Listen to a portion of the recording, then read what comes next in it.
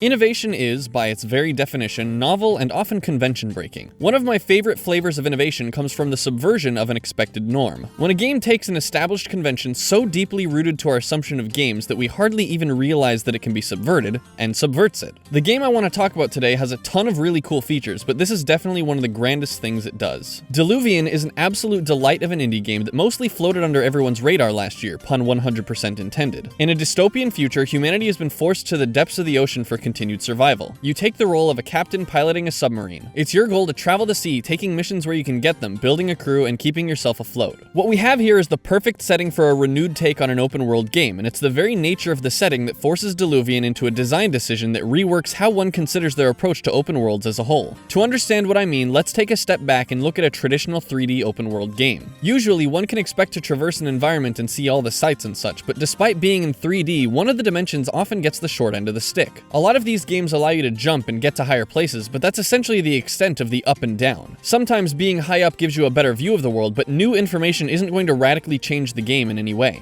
A handful of games connect height with an increased ability to travel, but this can only go so far in providing mechanical depth. Another way of thinking about it is by looking at the map, which will essentially give you a graph of all locations to which you can go. These simple maps, which are essentially images you can zoom into, do a wonderful job at showcasing the game world because they're able to. Diluvion doesn't have that luxury, but it rolls with it. The world is built fully in all dimensions, and this pushes players toward a unique style of exploration. You can move in just about any way, and oftentimes the paths you'll need to go are more complex than just a cardinal direction. I find the best way of thinking about it is this. In most games, the ground dictates the mathematical area to which you can travel, while the sky is your barrier for upward movement. Diluvion reverses the roles of these two entities. The ground, walls, and ceilings converge into a cage that holds the player in, while the empty space inside that cage is the mathematical volume through which the player traverses. Building a world like this comes with a collection of design decisions, and I think the team behind the game did an exceptional job at addressing them. One of the biggest ones is that it forces the immediate world to be relatively empty. At times, this barrenness can be disorienting and it's easy to lose your way, but you do have 3 tools to help you stay on the right track. First is a map and compass, which allow you to determine which direction is which. Second, at times you'll find orange fish that will guide you toward the path to the next quest. Luckily, they aren't present enough that it feels like they're holding your hand too tightly. It's just enough to keep you in line. Finally, perhaps the most helpful is the radar, which allows you to see walls and objects you otherwise couldn't. This can be especially helpful for staying safe from pirates. And that brings us to combat. Fighting enemies in a 3D open world game varies based on how a game's combat mechanics work, so Diluvion had most of its work cut out for itself in that it could just build a new system. It's definitely disorienting at first, as sometimes you need to swiftly move the camera around as you reposition your sub, but once you get the hang of it, you're rewarded with an incredibly fun juggle of reflex and resource management. Finally, there's the movement, which does a great job at unambiguously differentiating the axes through which you can move. To keep things simple, you're restricted to moving in 2 dimensions at a time, with the ability to steer the final dimension. To make things even simpler, one of those dimensions, specifically the one that moves you forward and backward, can be toggled so that you can keep a close eye on your surroundings. In a lot of ways, this all makes Diluvion